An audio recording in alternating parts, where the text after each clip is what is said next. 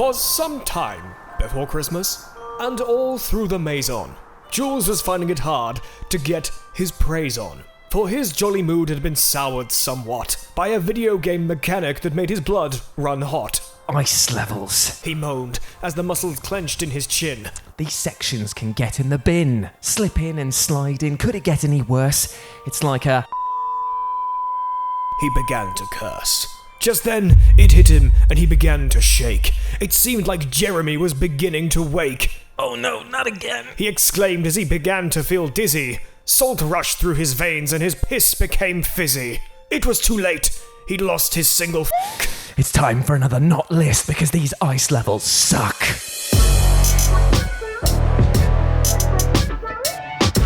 What an abysmal section. Now, a bit of backstory here. I actually got this game as a gift from my parents on one Christmas day, and I unwrapped it, I sat down and I played it. And the experience that I then suffered, I'm not entirely sure which was worse, playing through this or my parents divorcing a few years later. They both emotionally scarred me. For a start, this game is NES hard, and if that means nothing to you, then my sweet summer child, I am so happy that you never had to live through an era when nobody told developers that games are meant to be fun and not very niche forms of torture. Deaths, game overs, and tough-as-nails gameplay were par for the course, and Bart Simpson vs. the World was no exception. Many of us never got past the opening sections of the North Pole level of this game. And even if you did, you were in for a world of hurt. What transpired was you had to jump across tiny little platforms, go on this weird bubble that would explode if you mistimed it, and oh, it was very easy to misjudge your jump because Bart controls like an absolute arsehole. This entire section was kind of like threading a needle, but you're suffering the worst come down of your entire life. That was a good noise, actually. Don't know how I did that. Hands down, the worst section is the weird ladder of platforms that you need to climb here, as one wrong move will send you plummeting to your doom. It's like climbing the ladder to heaven, but sending me to hell, brother. I can't actually remember the sounds of frustration that I made as a kid, but if I were to try again, I think that they would sound a little bit like... Ooh, ruined my throat as well. Fantastic. Good times. In short, I detest this section and the way that Bart controls. And no, I'm not saying his name like that for a funny callback gag to an old Simpsons joke. It's because I've had a fucking stroke. Mommy, buy me a license plate! Echo the Dolphin is such a weird game, isn't it? I mean, you start off by thinking, oh, it's just going to be a nice chill time with the pals, having a little slap and...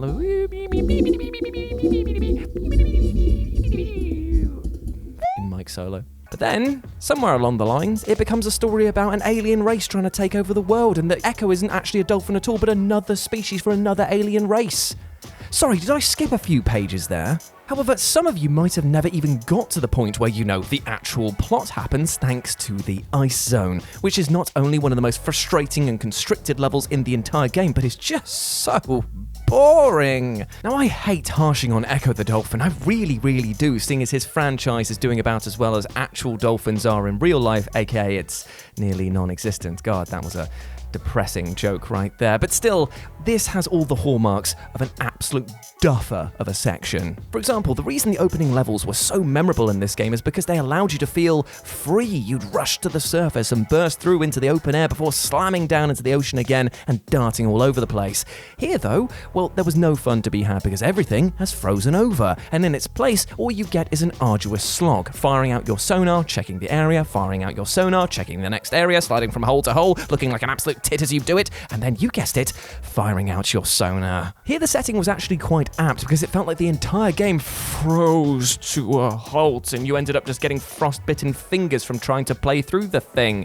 I mean, Sega, I love you. Seriously, you're the little engine that could and then couldn't and then tries anyway.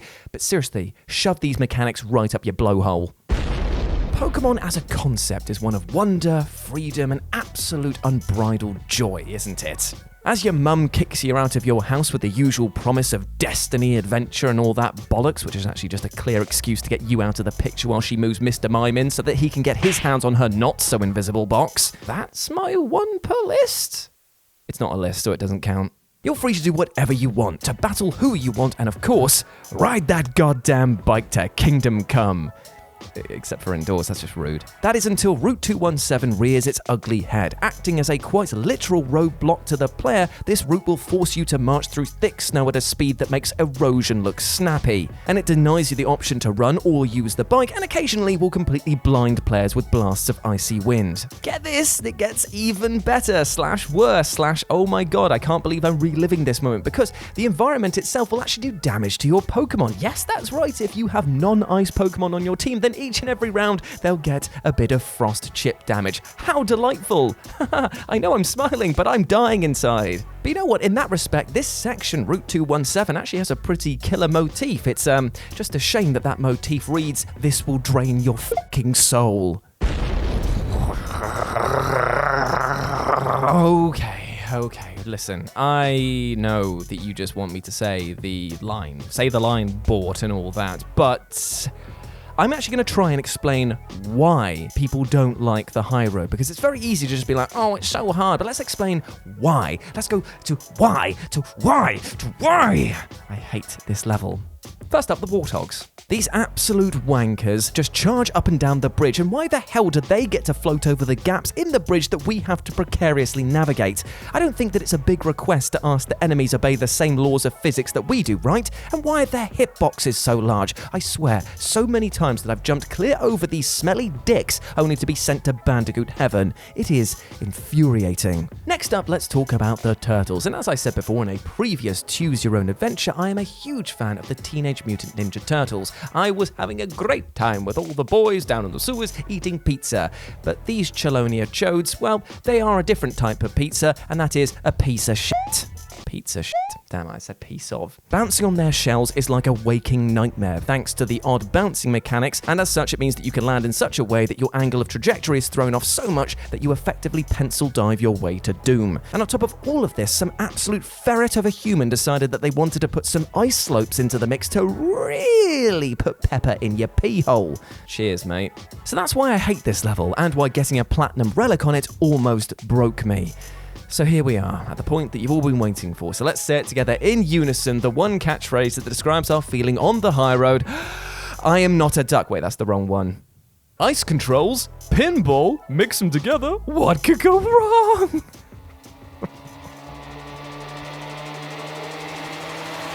No.